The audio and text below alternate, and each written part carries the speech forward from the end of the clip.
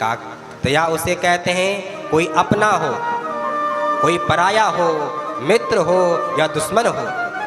आपने उसे विपत्ति काल में देखा, जब भी देखा आपने उस अवस्था में आपने उसकी सहायता की, तो मानो आपका जो दया का स्वरूप है वो प्रवीण हो गया है।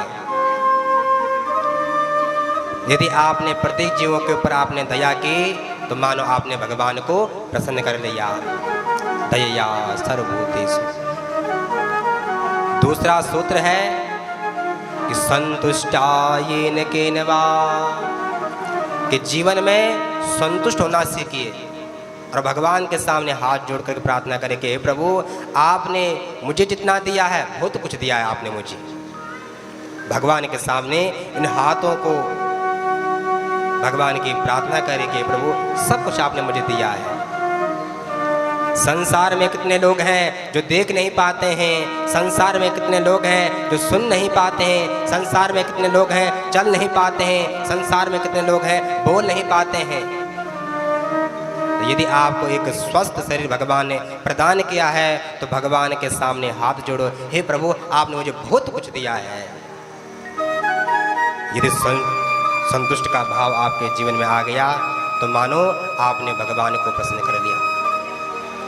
तीसरा सूत्र है सर्वेंद्रियोपशांत्या च, कि अपने इंद्रियों को आप वश में करना सीखो।